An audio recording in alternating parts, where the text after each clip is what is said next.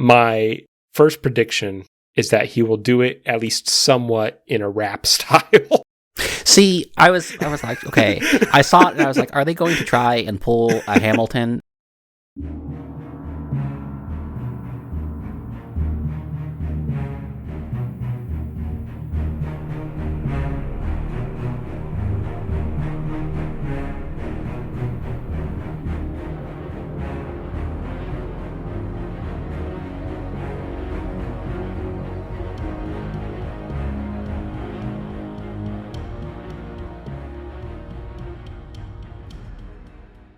Welcome to Adaptive Difficulty, where we ask the question, ancient Greek myths aren't movies, but what if they could be?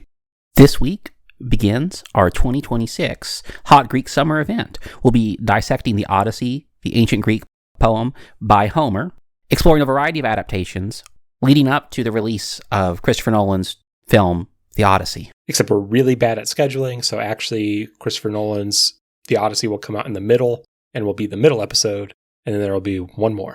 We have to wait time for the initial reviews to come out, so that way we can make sure that we're firmly against everybody, so we can get the most popularity. Josh. Okay, well, first piece of speculation. I think that the new Christopher Nolan movie will be widely critically acclaimed and make a lot of money. You're really, walking on thin ice right there. You're really. I can't wait for it to be both the best movie ever made and also the worst thing to ever happen in film. How'd you get a copy of my recording of this podcast in 3 weeks? How have you been getting ready for Hot Greek Summer? I've been looking at pictures of John Stamos. Reading Morris, which really should have been incorporated as part of Hot Greek Summer officially, if you think about it. We're going back in the timeline. We were there in that time period, and we're looking back and seeing what they saw in the symposium and what they saw in the ancient Greek life that they were after. Although I guess for one character, it was chaste Greek summer, pretty literally. Yeah. As far as getting ready for this, I've been reading the Odyssey, which is all we agreed to do. I just wanted to make a John Stamos was a hot joke. Oh, but what we normally talk about at this part of the show is our prior experience with the work, which this is one that, in a way, almost anybody has prior experience with. But I guess we'll say your specific experience with the Odyssey, the actual poem. So when I was in high school, we read the Odyssey or parts of the Odyssey because we didn't read the whole thing. And freshman English, that was the year that they focused on it. So, and I imagine it's probably fairly standard somewhere in most conventional American education systems, somewhere in the high school years. But I actually didn't read all of it. Actually, I've never read all of it before because we started reading it in earnest in college in the same class, and then our professor had us read the first half all together and then divided up the last 12 books into 6 groups that we each read just that section, and we made a report on it, and that was supposed to be justification for not reading the rest of the book. Yeah, I was in that humanities class. I do regret that in a way because I wish it was very hard to understand the parts I did read because I had not read the parts before and after them. And did not get any information about them until I saw the presentation in class. It would have been one of those things if it was I don't know how you could have done it. What she was doing is a legitimate teaching strategy where you have them divide up the work and then come back and kind of compile it all together. I think it works better with informational text and not narratives where things are being built upon sequentially after one another. Yeah. If you think Pears shared us. I mean, honestly, probably true. But so I've never read it. I think I read the last 2 books. So I got his return to Ithaca. I believe I had when he dresses up like a beggar in the hut upon his return to, which you may have no recollection of since you did not read that part of the story at the time. I'm vaguely familiar with the idea. I don't recall your presentation whatsoever. So I also read it in freshman English, and that was more of a retelling. It was not someone who went and tried to. At least I did not read a translation. I read a much shorter, I think, prose version of the story. That was much easier for a high school class to get through in a timely manner. I think that was probably also true for us, although I think, and I want to say it was the Cyclops scene, because that's the most famous moment from this book. I would say in terms of pop culture, I think that might have been partially done in just translated verse. Interesting.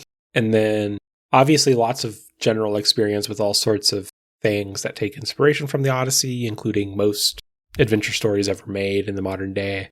But that's almost too much to get into until we talk about some specific ones we like, maybe a little later in the episode. So for this episode, it should be in the title if you've started listening to this, but we're mainly focusing on books 1 through 8, just to break up the reading alongside our 3 episodes. I guess I'll start just by asking if you had any overall takeaways or impressions. My takeaway is that, and I think it's made me look at certain adaptations slightly differently. It's very clear to me that this is very much a family-centric story in a way that I think a lot of adaptations fail to capture. Because I think a lot of adaptations have like the family happening in the background. Like it's always sad that he can't get to his family. But the world of like Telemachus and Penelope is part of the epic in and of itself. And what they're doing is equivalent to what Odysseus is doing, just in different ways. And I feel like a lot of adaptations like gloss over that. I agree with that. It's definitely, I mean, it's kind of split up into 4 book chunks. So we read the first 2 of those 4. And the first 4 are Telemachus's story and Penelope's. So it's always odd when it gets completely removed. But it's weird to think how the pop cultural idea of the Odyssey and adaptation of the Odyssey has become there's one main character and they're traveling from point A to point B and 5 different random encounters happen to them along the way, or something like that. I feel like it's the byproduct of the education system and how we like teach it. Because like we don't teach it in the context of it like being a family story. We teach it in the context of, at least for me, what we really hit on was Odysseus being kind of like the antithesis of what the normal Greek hero would be, where he's, although I think that's also like not necessarily true in a lot of ways, but he's like deceptive and like not necessarily always honorable. But I don't know. I feel like the way that we teach it in order to make it more accessible to, 14-year-olds and 15-year-olds that are just swimming in hormones and can't process a thought, maybe does it a little bit of a disservice to it. Yeah, and I was going to say it's especially odd to me because that it's the whole point A to point B, very linear thing, because even Odysseus' story, he tries to go from point A to point B, and then the narrative's like, and then the winds blew him, in 2 circles to that island, and then the winds blew him, 300 degrees that way. Like, even his plot is not point A to point B in the way that you see where there's just this constant sense of progress in something like, I don't want to say Star Wars because it's not really that, but just like classic adventurous stories. I'm thinking of, one that I think does do an admirable job in some ways of adapting parts that people don't usually adapt is the SpongeBob SquarePants movie. But the core plot of it really is what I'm complaining about, where they are literally on a straight road and things happen to them along the road, which in a way I can appreciate as a act of narrative minimalism to distill the story down to its key parts, which of course SpongeBob would be engaging in. One of the things that I noticed about the book that I don't think I really paid attention to the first time is that aspect of like him jumping around from place to place, and it's not like a straight line from point A to point B, is also kind of true in the narrative and like how it's structured itself, because you start off with Telemachus, this thing, and then you jump to Odysseus after a lot of the events. At the very end of like book 8, he's about to tell his story of like how he got there to like where he is in book 8, and it's like him flashing back and kind of going back to those places. So I think even on like a textual level, it kind of mimics his journey of like being kind of pushed around place to place, like the reader or the listener in this case, because it's meant to be spoken and listened to, gets pushed around place to place in kind of the same way. Yeah, that's a good point, because when the story opens, as far as Odysseus is concerned, he's with Calypso, stuck on her island for 8 years. And then he goes to the land of the Phaeacians. But, one of the most famous scenes, I think, other than the Cyclops, for example, is Odysseus being tied to the mast so he can listen to the sirens while his men are tempted by them. But he doesn't have any men left at the opening of the book. So much of what you think of as the story where it is Odysseus and this whole cadre of men with him is already past by the time we open on the story. Do you think, and this is getting maybe a little bit ahead of ourselves, do you think that Christopher Nolan will maintain like the same kind of non-linear storytelling? I was watching the trailers before we recorded, and I definitely think I saw... Well, okay, I know for a fact that the Trojan horse is in the movie, both because it's obviously in the trailer, and it was the like short film of it that they showed before Avatar when we saw that. But it's not clear if that's just the opening scene, which would make sense, or if it is going... I could also see it being the way it is here, where he tells the story to the Phaeacians. If I recall correctly, and maybe I just don't, I thought it was one of the Greek kings, maybe Menelaus, telling Telemachus about the story. And that's like what we're... Like, he's narrating it.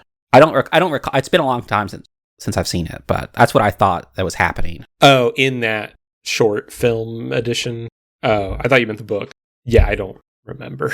I just remember the actual action sequence occurring, and then they played a little trailer afterwards. It does seem... So here's our first major piece of speculation, because one thing we talked about before we recorded is that maybe we'll each come up with a few, hopefully somewhat unlikely predictions for Christopher Nolan's The Odyssey, and see who wins. I saw Travis Scott is in this movie. I don't know if you knew that. Yeah, I saw a little news feed about that. And the speculation is that he's Demodocus or however you pronounce that, who's the poet in Book 8, and also kind of Homer's self-insert because he's blind and the narrative is constantly like, he was the most beautiful poet who ever told a poem. I think that's true, which lends to the idea that there will be storytelling happening and flashbacks. My first prediction is that he will do it at least somewhat in a rap style. See, I was like, okay. I saw it and I was like, are they going to try and pull a Hamilton? I don't know how much I actually believe that, but that's what I'm putting on paper. Well, like, it would make me so happy to be there and see that. So that's what I want, but I just can't imagine it actually being a thing. Christopher Nolan is bringing edutainment rap back from the grave after it died in the 2020. I don't know. How long was Hamilton big and not cringe for? Like 3 years? Well, how long was Hamilton big and not cringe for? About 30 seconds, but I think it's pretty good. I mean, I like Hamilton. I don't think yeah, it's dorky, but like it's a good kind of dorky. Yeah, I like Hamilton too. We've spent a long time going around this a lot. I think there will be flashbacks rather than the narrative being rearranged linearly, especially because I feel like that's something about reading the Odyssey that would appeal to Christopher Nolan, a man who has never made a movie that just goes linearly in his life. Yeah, I guess it's probably fair, so. I look at that, because like I was watching the 1997 miniseries, which is like another very famous one. Yeah, that's what we watched in school. And I only watched the first episode, I didn't watch the second episode. I think we watched clips from it in school. But like that one, like the first episode starts with the Trojan War and him going off to war and him and it's there for like 20 minutes. And then it's just him going on like where like it goes in sequential order. So I think it misses out on a lot of things.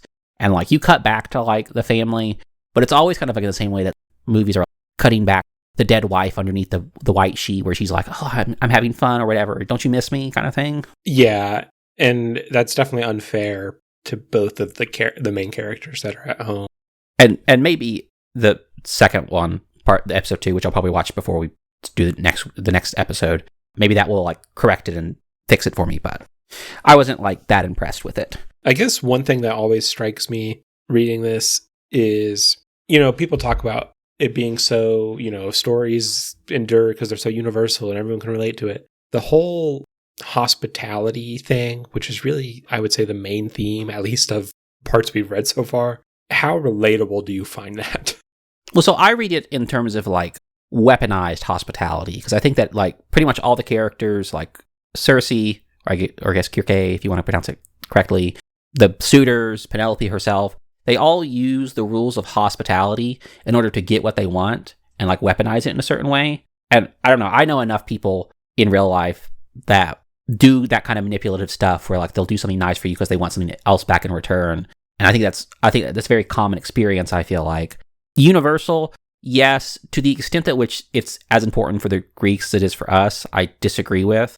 Maybe if I was living in the deeper South, then it would be true because they're kind of obsessed with hospitality over there. So I'm of a few minds about it. So playing off of what you said, I guess yes, you can read it as weaponized, but I think you can also read it as, even if people are using it to achieve a desired outcome, if that outcome is more socially harmonious, is that a bad thing necessarily? Like, is it really that selfish if Odysseus shows up to an island, and because he's excessively nice and humble to them, they help him get to the next island he needs to go to.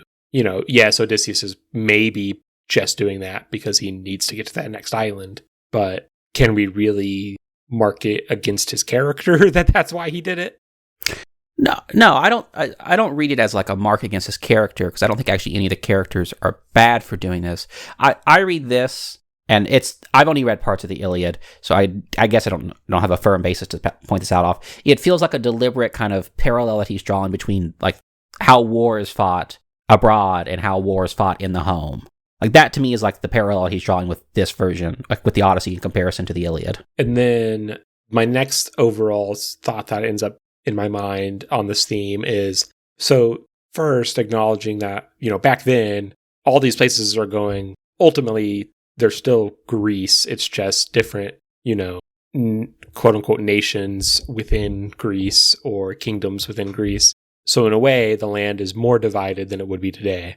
And there's more like ethnic conflict and stuff, even just within this area than today. But then on the other hand, I'm like, if you do extrapolate it out to like how society exists today, it gets a bit depressing that that's not a consideration that we show for immigrants or whatever.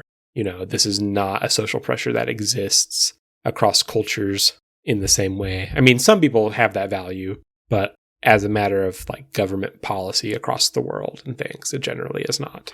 So, yeah, the only reason I would maybe think about that is like, despite being like different from different kingdoms and different city-states and different ethnicities to a degree, I think they're a lot more on social equals in their eyes of each other than they are than like how, I don't know, Americans view immigrants, or the average American views an immigrant coming into the country. Like there's a disparity of power between the American and the immigrant, whereas there's not a disparity between the two, the Ithacans and like Menelaus' kingdom. Like I just don't think that they see themselves more as social equals. And I bet it was probably true that if there was a person who came from far off of like out of Greece, they would be probably seen as differently than if they weren't. And I tried to say, to some extent, the world of the story is Greece, so you almost can't even. That being said, you bring up the idea of social equals. I was reading Emily Wilson's translation, which is the newest one from a major like publisher and everything, and it's also famous for being the first major translation to translate one of the words in the story to the word slave. Man, it comes up a lot now that they're using that word. I think they probably are just called servants in the translation you're reading. But my understanding is that it is essentially a literal translation to use the word slaves, and that's what they would have been. Yeah, I was gonna say it's real hard to have the basis of your like entire Western civilization to be based on slavery and like be fine with that and like be willing to accept it. Yeah, and yes, I'm not trying to negatively judge the story. Obviously, the Greece of the story is not a Greece that ever existed. It's a Greece of several hundred years or more, all combined. In the same way that the America of Hamilton has never existed. That honestly, that is like actually both a meme and then a surprisingly astutely worded point. You don't have a lot of those. So. Yeah, it's like when you tell stories about your origin of who you are as a people, you're setting guidelines for like what the morals and expectations are for how you should act, and that's why like there's all that kind of stuff with like it's race blind casting because it's trying to say something about that in terms of like what our values are now as compared to back then. So like it's in the same way that this is promoting a certain kind of Greek ethos. And I meant to kind of look up, not that this forgives the prevalence of slavery in Greece, but there's a distinction between chattel slavery as it existed in North America and the slavery that permeated like every culture before then.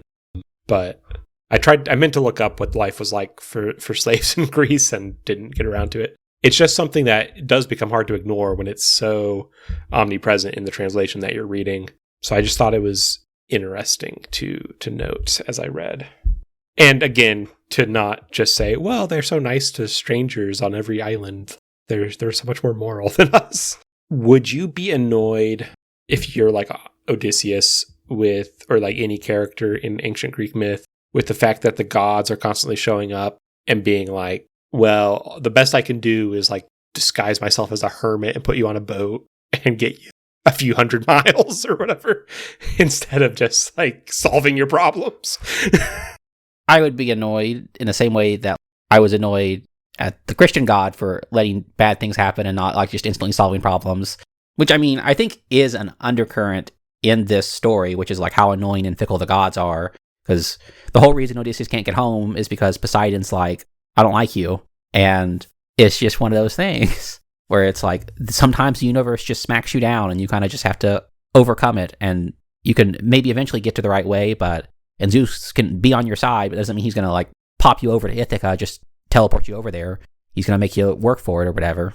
Because again, there's those family dynamics that are inside the Olympian gods where, yeah, there's a power structure and yeah, there's someone in charge, but you can't be too abrasive you can't be too ungracious towards your siblings and like just tell them to stop. Like Zeus doesn't tell Poseidon to stop, despite the fact that he could do that. And it's very Job in a way, the gods and the mythological creatures of the story playing tricks on you for their own amusement or whatever you want to say.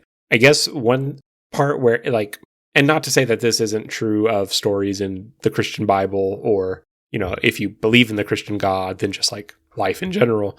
But I guess where it gets frustrating in terms of a narrative reading like the Odyssey is it feels like what the gods do to Odysseus and then like Odysseus's character and how he grows as a character are not related facets of the story. It's not like the gods are like, well, Odysseus needs to grow in this way, so this is the prank I'm going to play on him. They're just like, I'm mad, so screw you. And then whatever changes about Odysseus is not related to that. Well, I mean, he eventually learns to perhaps not be quite so arrogant after all the times in which causes arrogance causes issues. It strikes me as one of those things where the way we conceive of gods and the way we, even like modern Christians conceive of like the Christian God, they're very different than how the Greeks considered them, because like they're like forces of nature and whatnot. Like Zeus is like the thunderbolt or whatever, rather than just being like, oh, he's the one who's like throwing them or whatever. So they are anthropomorphized, but there's an acknowledgement that like, yes, they are anthropomorphized, but also they're not anthropomorphized in like the ancient Greek sense, where sometimes the ocean is just real mean to you, and the only way you can talk about that is by talking about it in terms of Poseidon, and Poseidon being angry with you for some reason, and that's true, and there's not really much you can do with it.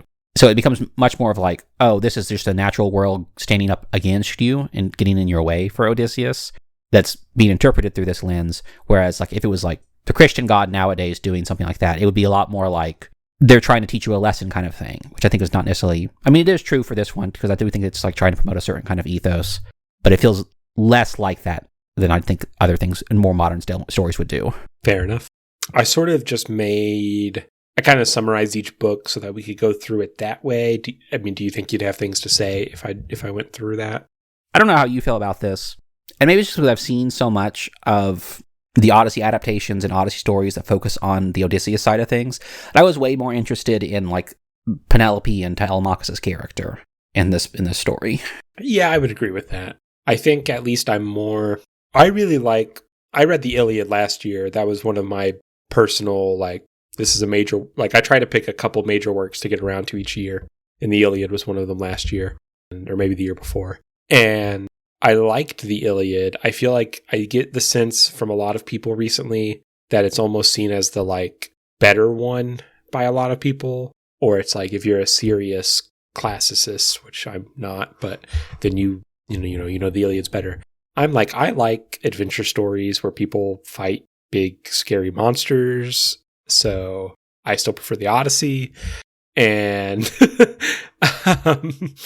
I just feel like it feels bigger in scope and therefore less interesting to me, because I don't know. I mean, I guess we're conditioned nowadays to like character dramas and whatnot, which feels more like what the Odyssey is than like what the Iliad is. No, I wouldn't say that's fair, actually, because the Iliad is like not that many days worth of the Trojan War. Actually, one of the biggest spoilers, they do not describe the Trojan horse attack in the Iliad, which came as a surprise. Oh yeah, no, I knew that part.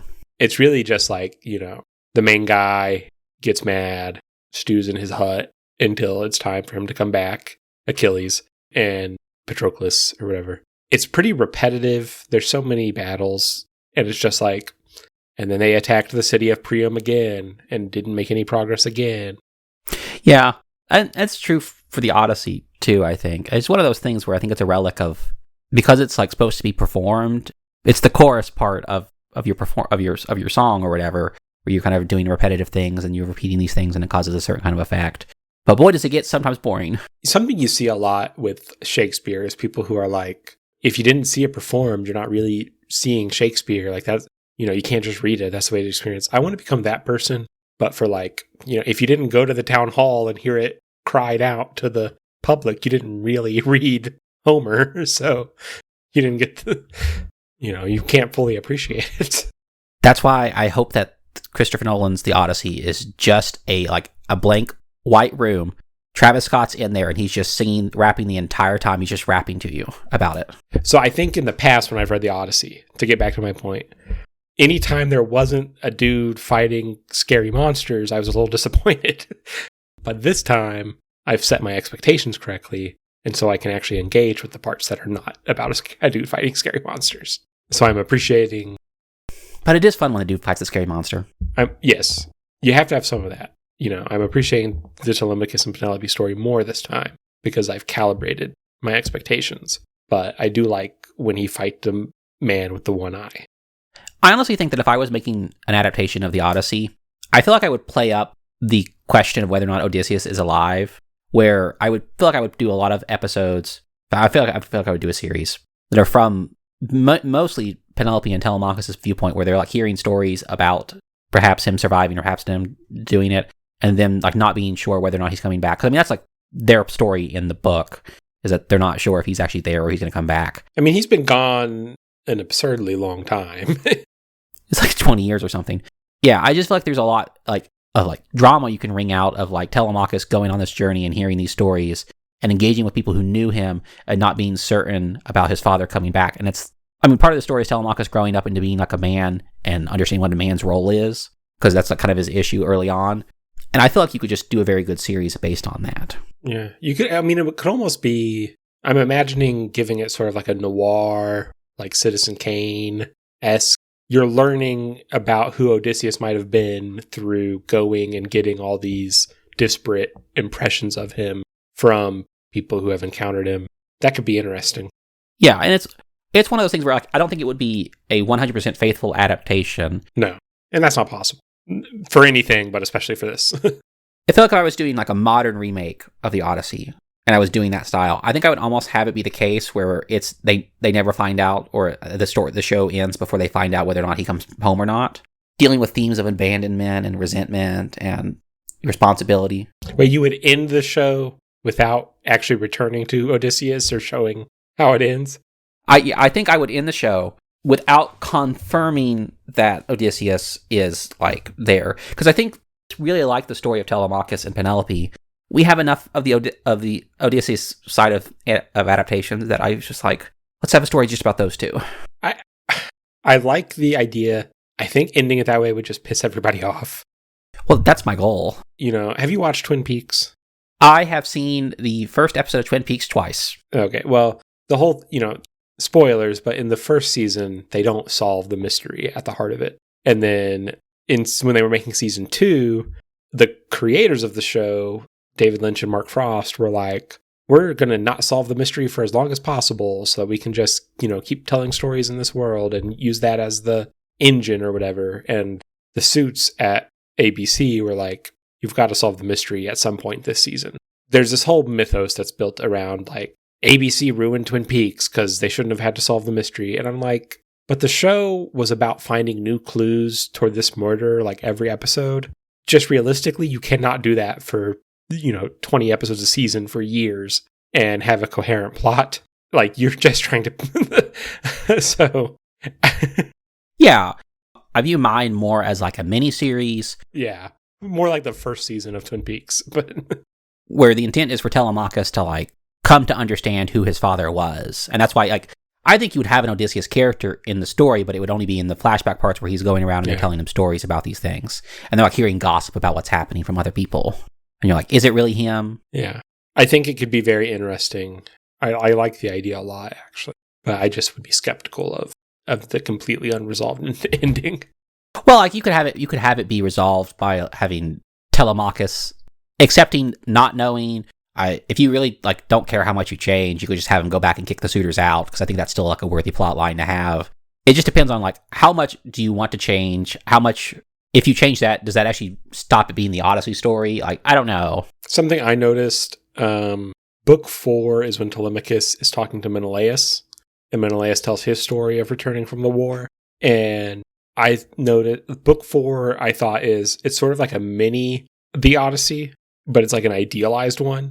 It's like Menelaus gets home in a relatively efficient manner without dying, without anyone trying to fuck his wife. That was the point of the war. So he had already been through that part. And then Telemachus is modeling a perfect guest to Menelaus, unlike the suitors at his home. And Menelaus is modeling a perfect host and being very gracious. So that sort of felt like an encapsulation of both the narrative arc and what it's getting at to some degree with how you should treat guests and the hospitality theme. So I just thought that was interesting. One thing that I noticed, and this happens a lot, is that whenever like Telemachus or Odysseus is like sleeping, like they like invited in and they get invited into the palaces by the kings and whatnot, it always has them like being put out on like a bed that's like out on the terrace or whatever, covered in like blankets or whatever. It's like I take it as a place of honor.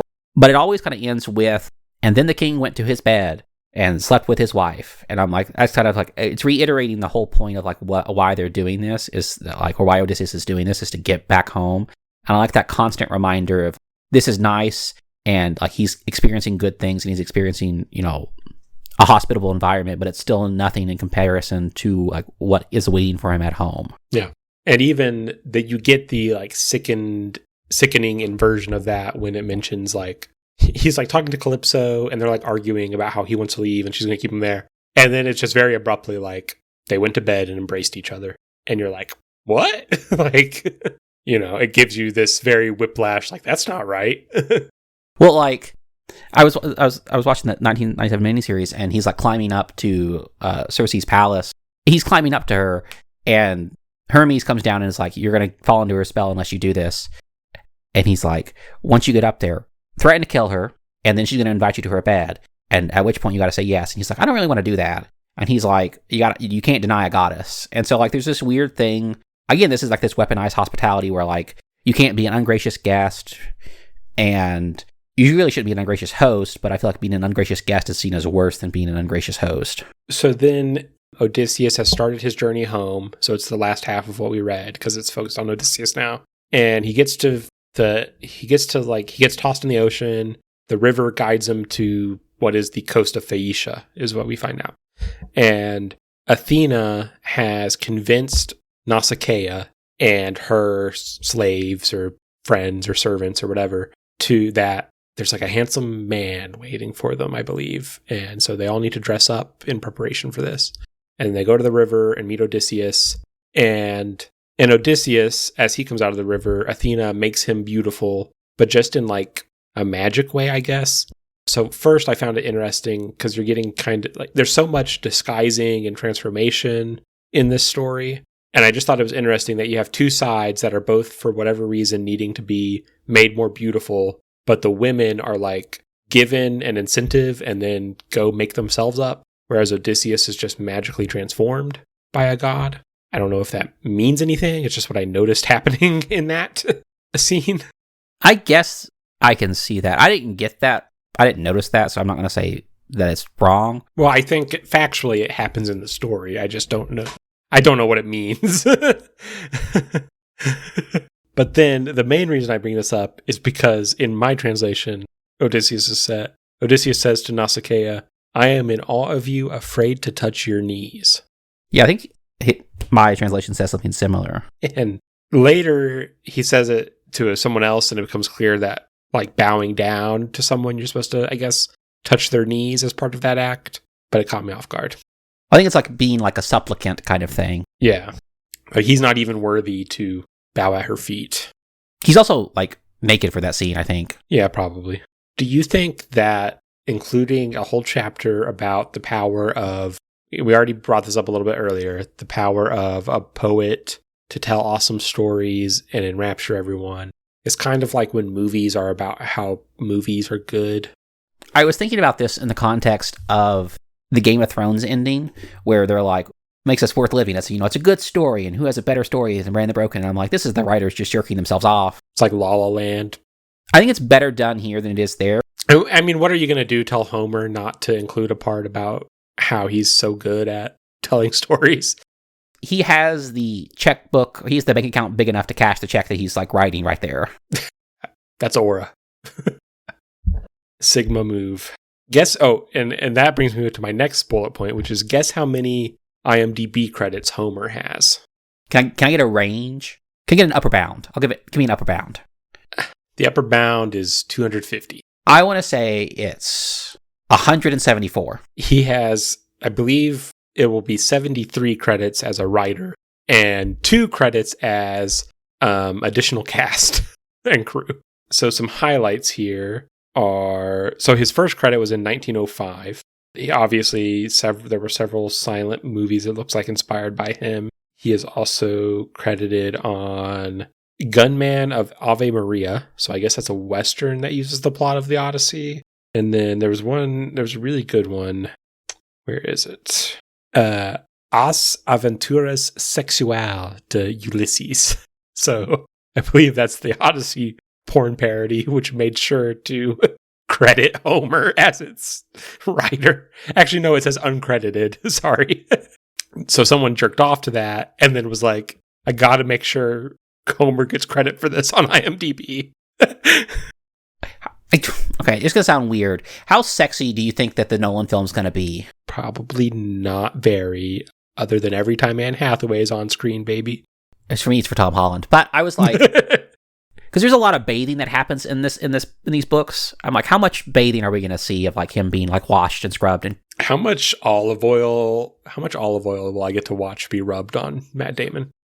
Ooh, this is like an excellent question. So if you recall, I saw Iron Lung, and they were like, by Markiplier, and they were like, this is the most blood ever used in a movie theater. How much olive oil do you think is going to be used in the production of this film?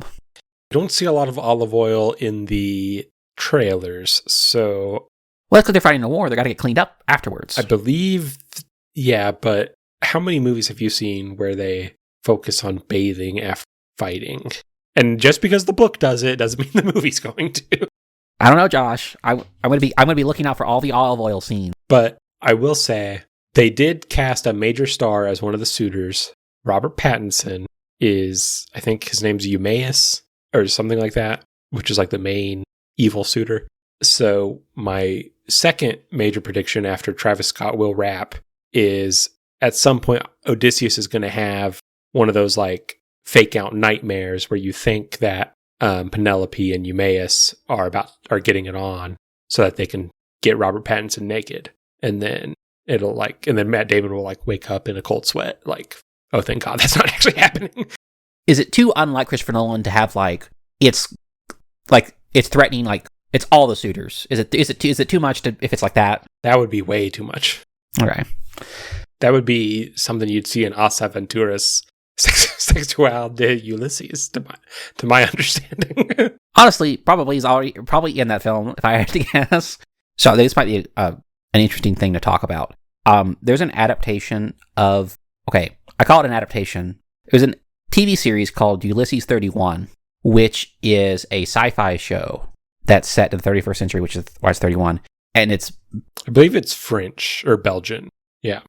I think it's like a joint venture between like a Japanese animation company and French. And I watched the first episode and like it's very, very bizarre. I can imagine.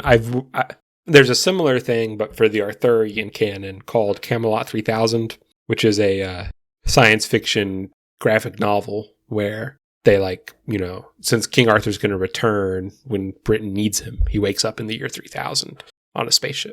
Interesting. But I just want to talk about some things because I just found it hilarious. I was watching it on YouTube because I couldn't find it anywhere else without paying money for it. The episode that I watched had 270,000 views. Pretty good. Over 14 years. They start like Odysseus' character starts at Troy, but they're not going to war at Troy. They're just kind of friends with Troy, and he's like talking to Priam and everything. They're having a good old time, and they're like, it's Telemachus' birthday because Telemachus is with him. And there's this weird line. There's a character named Priam? Yeah. Okay.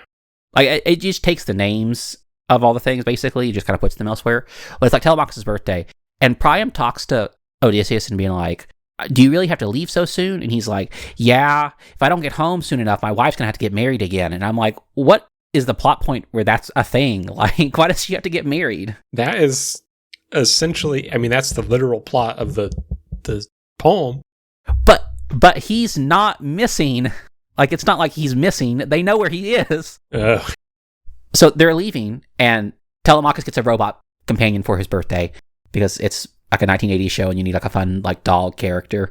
And they're driving, they're flying their spaceship, the Odyssey, and they come across a planet they've never been to, and Telemachus gets kidnapped, and you find out that it's because the planet is owned by the cult of the Cyclops worshippers who worship the Cyclops, who is a giant robot with tentacles and a giant one eye, because it's a Cyclops, that like steals life from children and gives it to the cult for the explicit purpose of letting the cult go out and get more children to bring back so they can get more life. Going back to your first point, I think if we literally have had societies with the droit de seigneur, where it's like, because you got married and I'm the king, I get to be the first one to fuck your wife, I can definitely imagine a futuristic society that's like, I'm the king, and if you go on a business trip for more than 3 days, I get to fuck your wife. Just like formalizing that as a rule. I just don't think that's true. I think it has just as much logic to it as droit de seigneur. I found a couple of lines I really like. This is, I think it's Nestor's character. He says, a Greek god of the 31st century? How can such a thing be possible? As they see a giant floating like face of like Zeus or whatever after they kill the Cyclops. Because that's what gets him in trouble, is they kill the Cyclops and they're like, And then they fall into a black hole. And Zeus says, shatter the walls of the galactic ice, enter the universe of Olympus. So apparently they travel to an alternate universe or an alternate galaxy or whatever before he gets home. So I may watch more episodes. It was actually very interesting, and like I think it's cool visually. But it's just very like weird that like, why was it an Odyssey adaptation? Like, why did it have to be an Odyssey adaptation? Why couldn't it just be... I don't know. It's fun to do that. Also, you know, it was made in 1981, so it was obviously like, we need something that people will think is similar to Star Wars, but on TV. Yeah, that's true. He does have a lightsaber. Okay, well, you know. And what's similar to Star Wars without being Star Wars? The Odyssey. Yeah, I don't know. I didn't watch any adaptations in preparation for this because I just kind of ran out of time. I've already invoked SpongeBob SquarePants movie, the original one, which I think, one thing I think it does very well that some adaptations gloss over, not that it really has Telemachus, although I would argue SpongeBob is kind of a composite Odysseus and Telemachus because he's trying to become a man. So, and also he both goes out and comes back within the plot of the same story rather than starting away. But it actually has the suitors are the people with the chum bucket heads, and then SpongeBob, who is Odysseus, has to come back and, you know, shoot the arrow through the axe heads, aka play Goofy Goober Rock super well to prove himself to the suitors and reclaim his rightful throne. Where it gets a little weirder is, I guess, Princess Mandy is like a combination Penelope and Athena, but, you know, that's fine. I think it does suffer, and I think you brought this up earlier, of like, it being so clearly an A to B back to A story, I think makes it so that it doesn't feel like the Odyssey in a lot of ways, because it feels like the cultural zeitgeist idea of the Odyssey, but like not really anything else. But it has some pretty direct things. It very explicitly has the Cyclops, which is the man with the diving bell head or whatever. It has the land of the Lotus Eaters, which is the bubble blowing biker restaurant. It has Scylla and Charybdis with ice cream. That's when they're singing. They're doing they're doing the like, what do you call it? Ham bone, slapping themselves. And then they go down into the pit and all the monsters join them. Patrick pulls out a bag of winds he was given as a tool for getting home, and then immediately lets it go. David Hasselhoff is not in the Odyssey, but that was a liberty taken. The souvenir shop is Circe. The ice cream lady, the souvenir shop would have to be Calypso because it's the last problem that they face.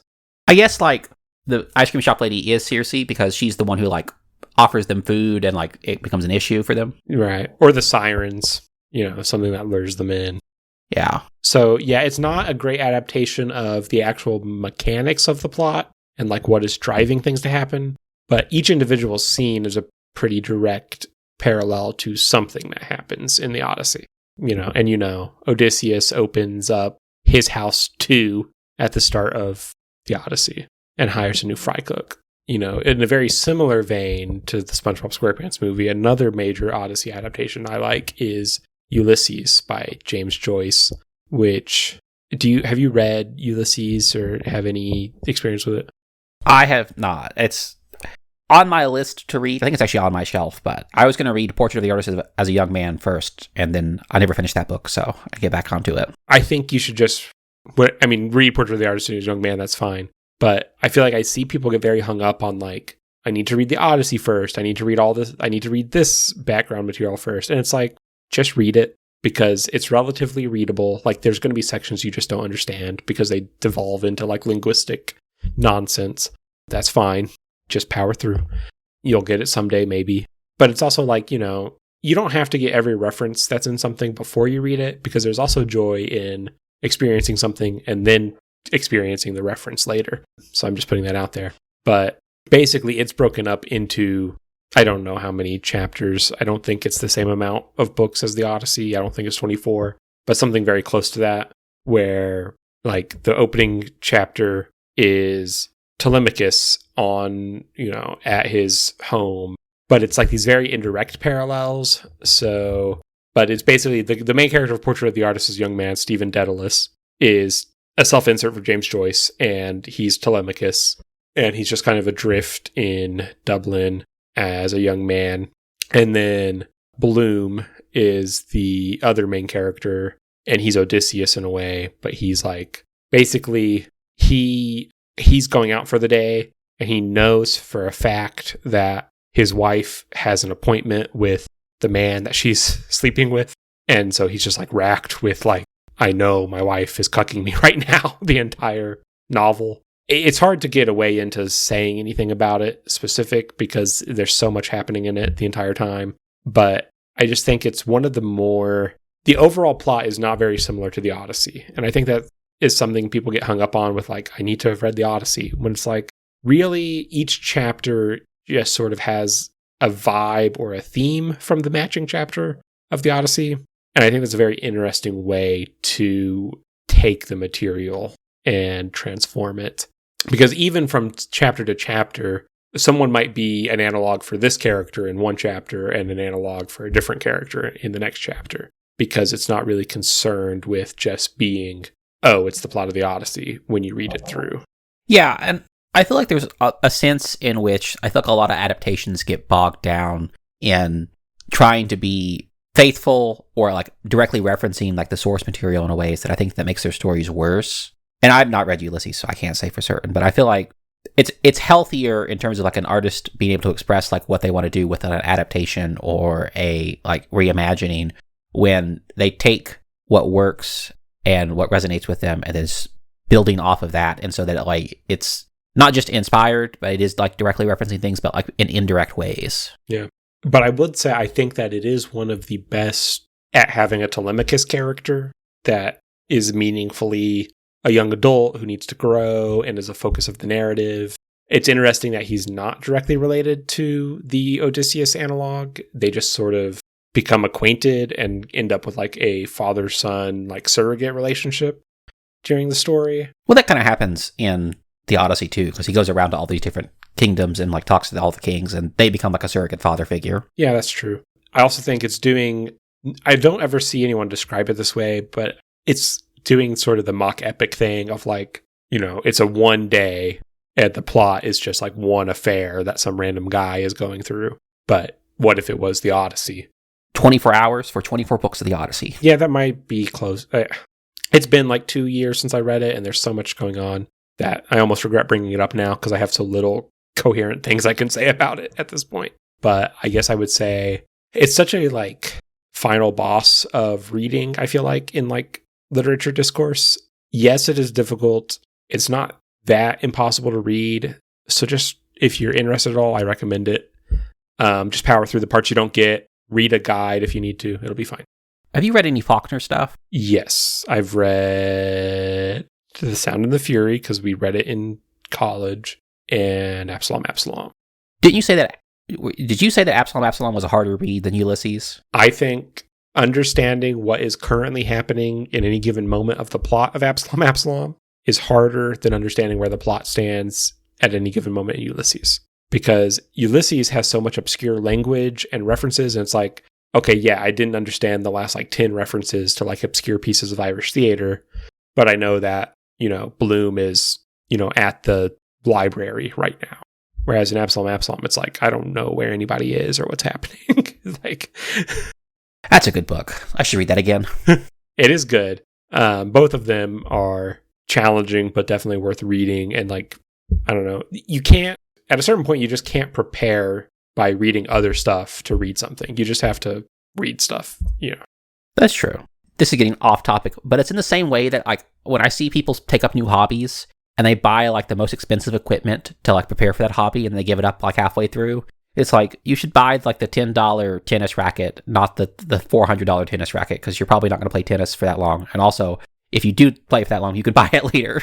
Yeah, people are so incapable anymore. And maybe I'm just on the wrong subreddits, but I get so annoyed at some of the subreddits I'm on. I'm like, can't you think for yourself? Can't you do a Google search instead of asking us first? Like, I don't know. People go, like, I collect Blu-rays, and people will go on like the Blu-ray subreddit and be like, what are the best Blu-rays that everyone should own? They're movies. Buy the ones that are movies you like. Well, like, I can't tell you what movies you like. Well, I feel like collecting hobbies have gone away from being like a personal passion project for a lot of people and become very much like either a monetary money-making scheme with like trading cards or whatever, or it's a status thing that like they're like, oh, I like movies, so I need to have a Blu-ray collection. I got to make sure I do it right because I don't want people to like make fun of me or whatever. So it's like a status thing. Right. Another one of my major hobbies would be playing board games, and I don't mind people who want recommendations because you don't start out knowing everything, and maybe your situation is different from some other person's situation. But I saw one today that was like someone already owned several games, and they took a picture of all the games they owned and said, which ones would be the best to play with my family? And it's like, you own them, can't like, what do you like, which ones do you like? And like well, there's a non-zero chance, Josh, that they were like, I like board games, and so they bought 10 board games, and they're like, I'll ask later. But it's like they wanted the ones that were easy because they're like, well, my family will want to play the easy ones. You can read the rule book and think which of these was complicated. Like, and also, your family more than we do. Exactly. I assume you've been on the writing subreddit or whatever, like the one that's just r/writing or whatever. Yes, what I feel like is what people call like it's all permission seeking. Yeah. Is it okay if I do this? If it's like Harry Potter? All we can say is, yeah, in the right context, it probably is. It's like, and I get like the need for validation and why validation is important, especially if you're beginning a new hobby or whatever, or a new skill. But like, just stop. Like, it's like annoying every time it pops up in my feed. And I do scroll and I do get angry, so I probably should stop doing that. It probably would help, but it just... One of the more bizarre things that the writing subreddit recently has been complaining about how much writing advice it uses Avatar: The Last Airbender as an example. And I'm just like, none of the writing advice I see uses Avatar: The Last Airbender as an example. I think I've seen a few. I don't know if I've seen it a lot. I mean, it does come down as like, it's one of those shows that was competently well made for being a kid's show. And so everyone has probably already seen it because that's what, like, we're about that age. But it's not like more competently well made than like anything else. But it's because they don't do anything other than watch Avatar. Yeah, I mean, in theory, I have no problems with using it as an example. I just find it bizarre that I've seen this cropping up of all these people who are like, everyone uses Avatar as an example. And then someone recently was complaining about Star Wars as an example, and it's like, that makes more sense to me. Well, that one's fair. because all those movies are bad. I kind of say my rule is not that you should follow Star Wars as a positive example, but it's more like if you see a piece of advice and then you think to yourself, Star Wars does not follow this advice, that means you don't have to follow it either, because Star Wars is fine and extremely successful. So any advice that does not apply to it does not apply. Yeah. Well, I think it comes to, I mean, and we're getting off topic so we can move on. People are like, oh, you should read. And of course you should read if you want to write. But I feel like people are like, you should go read like these, like the best authors in the world or whatever. And you should go like model yourself off of Stephen King or model yourself off of like Homer. Like go read the classics or whatever. Yeah, those are helpful. But if you want to get better at writing like detective fiction, you should read detective fiction stuff. Yeah. I think within your genre, there's something to be said for reading. You should go read Agatha Christie if you want to be a detective novelist. I guess my final word on that would be, before we go off the tangent, I do think that getting an English major where I was forced to read whatever my classes were assigning, including tons of classics, was more helpful for me as a writer than any of the creative writing specific classes I took. Yes, I think that's true. I think that made me more creative and curious and risk-taking as a writer, whereas creative writing classes mainly were like, I learned to write a story to a deadline and give criticism, which is also useful, but not the same thing. I also feel like, and I know why it is this way, I feel like a lot of creative writing courses are very much in the same way of like the writing subreddit, where it's just kind of like permission and validation seeking, which is like, yeah, is important or whatever, but that was us being trapped on the island of Calypso, I think, thematically for this episode. It's fine. I think we've said everything we wanted to say about books 1 through 8 of the Odyssey. Did we have anything else we wanted to speculate on about Christopher Nolan's The Odyssey? Write it in stone here so that you can brag when it comes true in a month. I'm going to give you a hard number. I think there's going to be 3 different bathing scenes. Okay. Olive oil. There will be 3 bathing scenes. Bonus point if they specifically show olive oil. Yeah, that's where that's my hard read, is that there's going to be some bathing scenes, because Tom Holland playing Telemachus. Yes, they're getting him as nude as they'll possibly let them. I don't know. I mean, it's one of those situations where he's a big enough star that he can just negotiate for that to not have to do that in his roles. He agreed to it before Christopher Nolan wrote a script. Like, I don't know what you mean. As they all did. 3 bathing scenes. Travis Scott. So for me, it's Travis Scott will be Dodecamus. Bonus point if he raps as that character. Arpats and Anne Hathaway will be implied to be getting it on in like a dream sequence. I'm trying to think if I have a third one. I'm going to go ahead and say that I think it's going to be a non-linear timeline. Because I think that's a free space for him. You said you had looked at like a Christopher Nolan bingo card. Do you still have that available? Oh, you want me to send it to you? Yeah, let's evaluate. I think the Odyssey is different enough that it's going to be obvious some of them don't apply just from a glance. But I'm curious to go through it and see what does. So, we got a couple different ones. Okay, some of these, return to a familiar place is both too general because it applies to every story ever and also specifically the Odyssey. A mentor figure appears, that's going to happen. Bad choice made for noble reason, that's going to happen. IMAX shot fills the screen, the whole thing was filmed in IMAX, so that will literally have to happen if you see it in IMAX. Characters' overconfidence leads to failure. Again, that is just a plot point that frequently occurs in the Odyssey. So, character questions reality, I guess, falls into your dream sequence. Non-linear timeline is used. We're saying yes. Flashback to protagonist's past, almost certainly. I don't think you'll necessarily need a diagram. I don't think it'll be that complicated of a plot. I think it'll be non-linear, but mostly in this way that the book is, which is not very hard to follow. Hero faces temptation. That, again, is just a plot point of the Odyssey. I don't love this bingo card because this is a lot of stuff that just happens in stories. I don't know that they... Yeah, I didn't look very hard. I just kind of looked at them. I was like, I typed in Christopher Nolan, Odyssey bingo cards. Because I know it's like a very like trendy thing to do sometimes. Here, we've got yours. The ending is ambiguous. Christopher Nolan's going to end this movie, and you don't know if Odysseus made it home, just like you want. Do you think they're going to do I could see there being like a moment where he's like concerned, Odysseus' character is concerned that his wife has passed away in his time being gone. Yeah. Right. But, and Christopher Nolan does love that trope, but I don't think he's going to warp the Odyssey so much that he kills Penelope. I could just see it being a sense of anxiety, like you said. One character is basically Nolan. That would be Odysseus. I don't think it'll have no sexual tension. I think it will have sexual tension. I think the ending just won't. I mean, maybe the ending could be ambiguously triumphant or not, but I think he'll make it home within the runtime. I could see him getting home and realizing he's like missed out on his boys like growing up. Now, what exactly is the back shot square? I've not seen every Christopher Nolan movie, but I've seen enough, and I don't think I saw any back shots. I don't actually know. I don't think it's the sexual back shot, Josh. I think it's like a shot of their back or something. Okay. Because it's really weird to have that and no sexual tension on the same bingo card. Hans Zimmer score, I think it is scored by Hans Zimmer. So I do think it's odd in a way that he's doing the Odyssey, because Interstellar is basically the Odyssey, just space movie.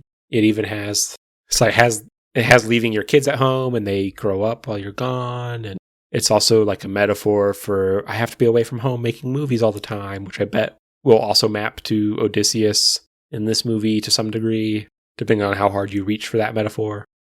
But he wants to do fantasy now. He doesn't want to do... So the next thing on our agenda would be, and I guess we'll go ahead and say, how hard do we think it is to adapt the Odyssey?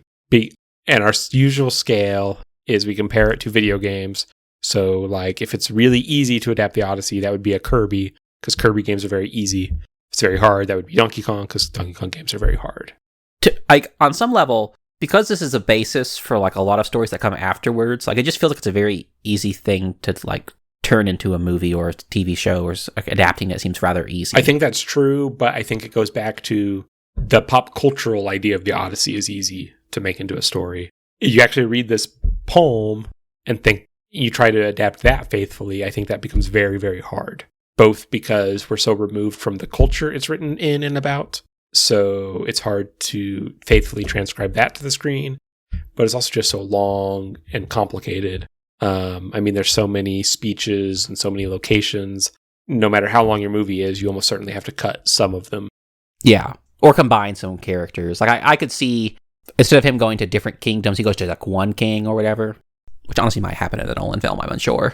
And this is just, I mean, it's almost like, this is just such an old and archetypal story that people just accept adaptations that are the gist of it. But it's like, if you tried to do an adaptation of like some beloved modern novel that was as unfaithful as a typical adaptation of the Odyssey is, people would be like at your throat. So I would give the actual poem, as we're reading it, a Donkey Kong for sure. But just resembles the Odyssey enough to make people smile and like your movie is like Yoshi. I think I can consent to that. Now, where we'll leave people on a cliffhanger is we didn't have any particular adaptation we were talking about. So we will wait until next episode to find out if Christopher Nolan's Odyssey threaded the needle. Well, I will say Ulysses 31, based on just the first episode, does not seem like a very successful adaptation where he's at Troy, like a space station at Troy, and he's talking to Priam, and they're not at war, they're not killing anybody. That one seems a weird departure, considering that's like a general, like, inciting incident kind of thing. Are you reading, watching, playing anything else right now? I've been playing Fire Emblem Three Houses because the new Fire Emblem game's coming out soon. I do have to buy a Switch too, so. Nice. What's this one about? The new one? Yeah, the new one is, it's called Fortune's Weave, and it's set in the same universe as Three Houses. And supposedly it's set after, like several hundred years after. There's some talk on the subreddit of it being actually a surprise prequel where it's set like several hundred years before. We'll see. I am going to give two small mentions, I guess. Shout out, I've been watching, I have to find content to watch while I feed my baby, because it has to be like digestible, easy to find a lot of, not too strenuous at 4 a.m. So I've been watching Dialco, the YouTuber, recently. He makes current YouTube videos within like the last year, but about old editions of Minecraft. So shout out to him. I don't know. I've gone back to old editions of Minecraft a couple times in the last couple of years, and they're like actually very good. And not just in a like nostalgic way. And he's interesting because he did not originally play those versions. He went back to them and decided he preferred them. So it's interesting to see his perspective. And then I'm also going to shout out the concept of trick-taking card games. I don't know if you've played Spades or Hearts, the card games. I played them with you before. Yeah, I don't think you have. I don't remember teaching you those. Oh, we definitely played. I think we played Hearts one time at our college. Okay, strange. But this is just a genre of card games, but now a lot of modern ones are made that change the rules up, include a new deck of cards or whatever. I've just been playing and reading a lot about those recently, so that's what I've been interested in lately. So shout out to those. If you want a good one, Rebel Princess is a recent one that's good.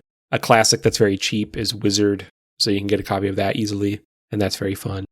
So shout out to those. Interesting. I wish I liked card games more, because I feel like, I don't know, it feels like it'd be very easy to just carry around a second deck of cards and just always entertain myself. I actually like solitaire, so I guess I could do that, but I don't know. It feels weird to, like, if I was out in public, just to bust out on a table a solitaire game in, like, physical space. Yeah, I don't know that I would do that either necessarily. But yeah, I like plenty of games that you play with normal decks of cards. And there's also a lot of games where it's like, they designed a new game and it's like, there's 4 cards you need that don't come in the normal deck of cards, so you have to buy our deck of cards instead, which is fine. You know, publishers need to make money. I remember, I think I bought you tarot cards once, and you got us to play that tarot card game that's like a legitimate like tarot card game and not used for like fortune telling or whatever. I recall hating that one. Yeah. I can't remember which one we tried to play with that. It was probably not, because tarot cards are also used for a trick-taking game. That was like their original use. It's a game called Tarot. I don't remember ever knowing the rules of that, so I don't think it was that. But I don't know what game I did try to play. All right, I think that does it for us. So if you have been listening up to this point and enjoyed yourself, then please remember to rate us, comment, subscribe on whatever platform you are listening on. If you want to subscribe to our YouTube channel, we are also Adaptive Difficulty there.